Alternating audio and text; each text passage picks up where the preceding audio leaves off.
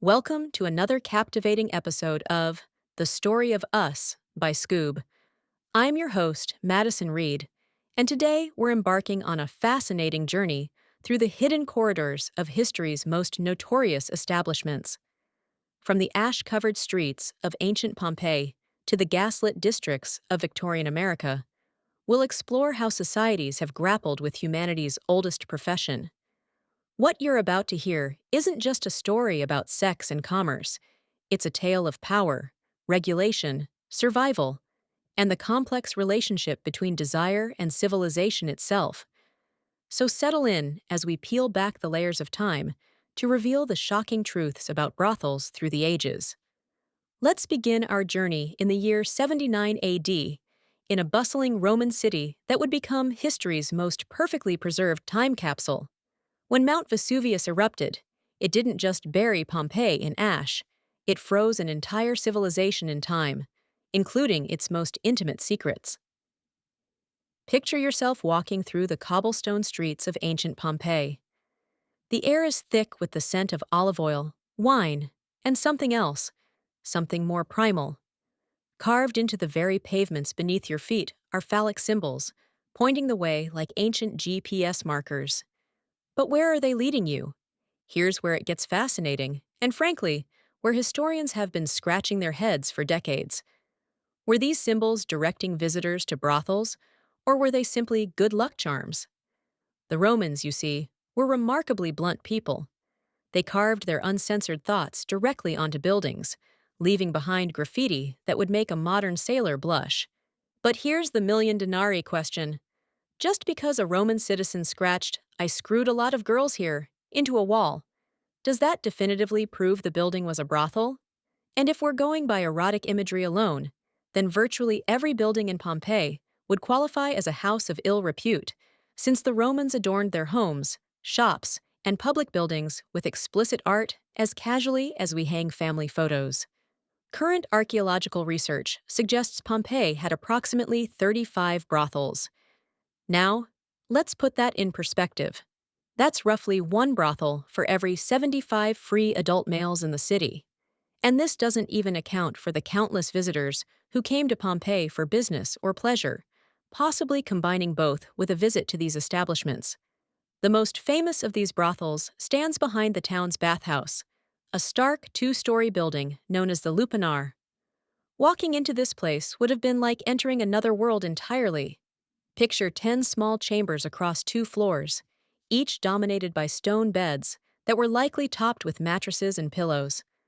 The ground floor rooms were essentially cells, windowless, doorless spaces that might have been separated by nothing more than curtains, if anything at all.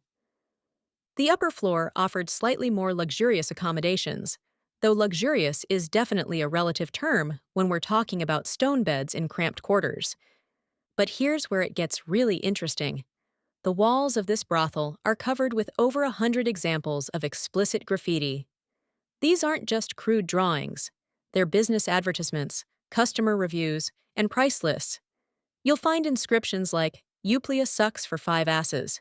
And yes, that's the actual Roman currency, alongside customer testimonials such as, "Solemnes, you screw well."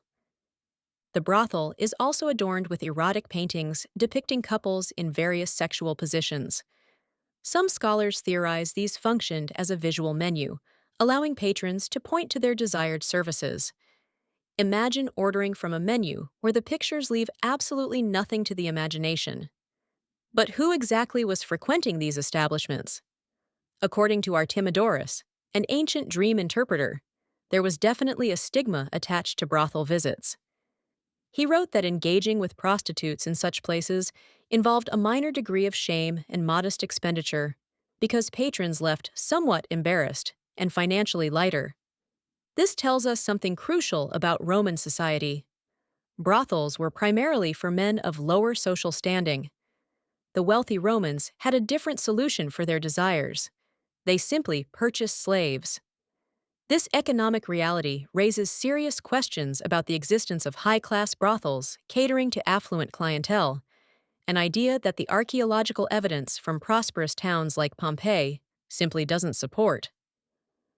Now let's travel north and forward in time to Roman-occupied Britain, to a bustling port city called Londinium, modern-day London. Here, we discover something remarkable. The Romans didn't just tolerate prostitution, they regulated it with the same bureaucratic precision they applied to everything else. Imagine being a woman in Roman Londinium who chose to enter the sex trade. And yes, some did choose it voluntarily, though many others were forced into it. If you were among those who made this choice freely, you couldn't simply hang out a shingle and start conducting business. Oh no, the Romans were far too organized for that. First, you'd need to march yourself down to see the aedile, a public official responsible for health and sanitation.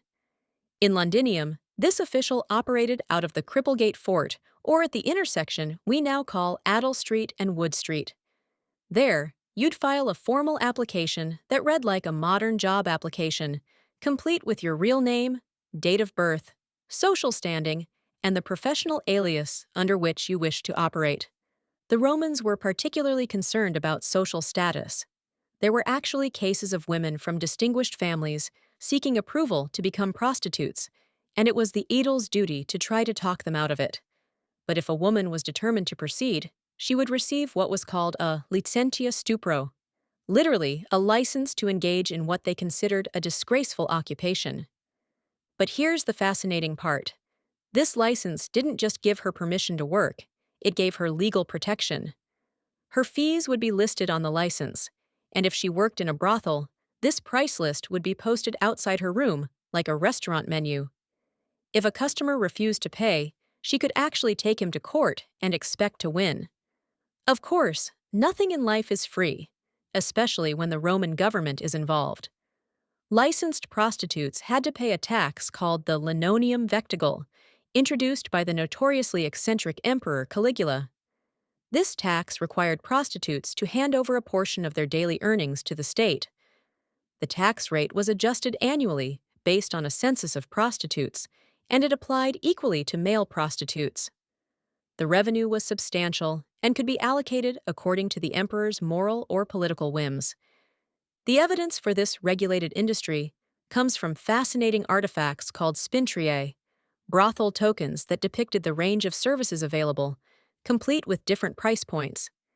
These tokens were considered so scandalous that museums kept them hidden from public view until the late 20th century. They show us that even in ancient times, market forces determined pricing. Fellatio cost less than vaginal intercourse, while more physically demanding positions commanded higher fees due to the greater physical toll on the prostitute, which limited how many clients she could serve per day. The Romans also mandated regular health inspections for venereal diseases, which they colorfully termed morbus indecens ai cunientis, the filthy disease of the cunt. This occupational hazard plagued both prostitutes and soldiers and had become a serious public health concern. The disease first appeared in Rome around 183 BC, when General Manlius's victorious forces returned from Asia Minor, bringing with them numerous Syrian girls sold into slavery. What followed was a widespread epidemic characterized by painful ulcers, likely an early form of syphilis.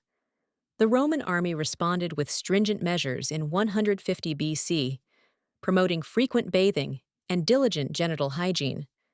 Despite their efforts, the disease continued to spread, and the Romans developed euphemisms for it. Ficus, meaning figs, referred to the symptomatic nodules of syphilis. The poet Martial wrote around 100 AD about a young man questioning a girl's reluctance due to her being afflicted with figs. Roman regulations even extended to clothing.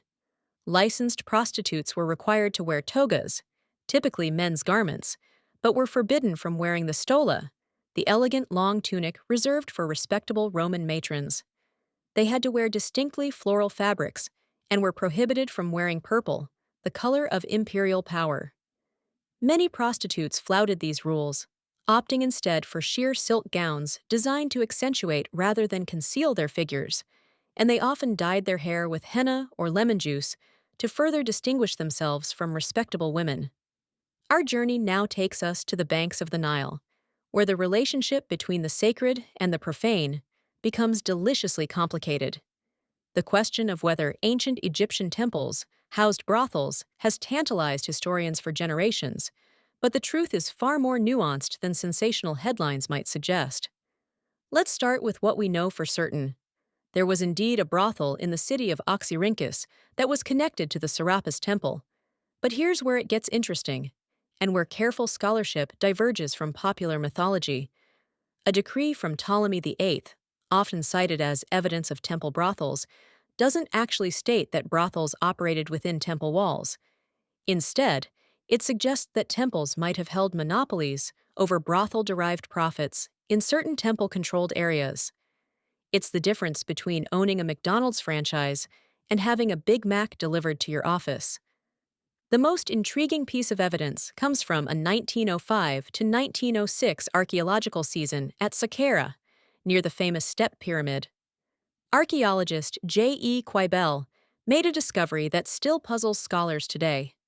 Within the Anubium, near the Teti Pyramid, he uncovered mud brick rooms dating to the mid-2nd century BCE.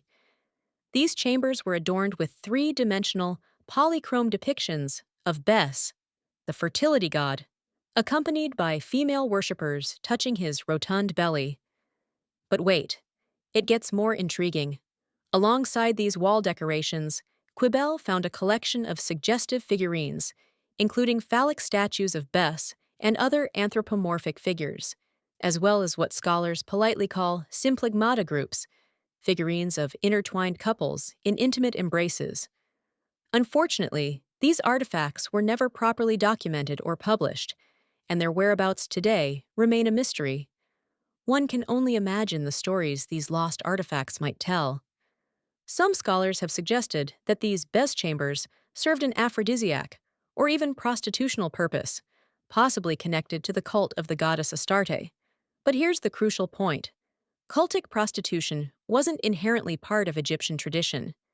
If it existed at all, it would have been in places like Saqqara, where foreign deities like Astarte were worshipped alongside native Egyptian gods. The ancient texts that mention Egyptian cultic prostitutes are frustratingly ambiguous. There's a story about a character named Setne meeting an alluring woman called Tabubu in a temple forecourt. But this hardly constitutes definitive evidence that temples were centers of solicitation any more than a modern romance novel set in a church proves that churches are dating services. The Greek historian Strabo adds another layer to this mystery with his account of practices in Thebes. He describes how priests at the Memnonium would consecrate a maiden of notable beauty and noble birth, who would live like a Greek concubine, engaging with men until she reached menarche. After this period, she would be married off, with mourning rituals marking the end of her prostitution days. But modern scholars have convincingly argued that what were once interpreted as self-dedication contracts from Ptolemaic temples are more likely insurance contracts against illness rather than evidence of cultic prostitution. It's a reminder of how our modern assumptions can color our interpretation of ancient practices. Here's an alternative theory that's gaining traction. The Bes chambers might have served a different purpose entirely. Beyond his associations with sexuality and fertility, Bes was also a protective deity of pregnant women. The layout and decorations of these chambers are remarkably similar to rooms found in New Kingdom homes at Deir el-Medina, which appear to have been used for childbirth and the mother's purification period afterward. Moving beyond temples, papyrus records from Lower Egypt and the Fayum don't explicitly mention independent prostitutes operating outside organized brothels. However, there is evidence of organized prostitution, particularly visible in 2nd century CE tax records from Upper Egypt. These documents reveal that taxation of prostitutes allowed them to operate legally for varying periods, from single days to entire years. This taxation evidence primarily comes from Upper Egypt, specifically in towns with significant temple activities. Places like the Hermonthite Nome, known for its Bushis bull cult temples, and Elephantine, a major worship center for Khnum, the ram-headed creator god. These locations were pilgrimage destinations and tourist centers, which likely increased demand for prostitution, especially during religious festivals. the divine fertility aspect of these locations adds another dimension to the story. These sites housed deities with potent fertility symbolism, such as Min at Mendes, whose sacred goat was said by Herodotus to engage in sexual acts with women. This divine fertility connection could have influenced the sexual customs observed by festival goers, blurring the lines between religious devotion and sexual commerce in ways that modern sensibilities find difficult to parse. Our final destination brings us to 19th century America, a time of rapid industrialization, westward expansion, and moral contradictions that would make a Victorian blush. This is where our story takes perhaps its most dramatic turn, revealing a society grappling with changing values while maintaining some truly shocking practices. Before 1885, the age of consent in the United States ranged from just 10 to 12 years old. Let that sink in for a moment. This legal framework created a horrific environment where brothels could employ children as young as 12 as prostitutes.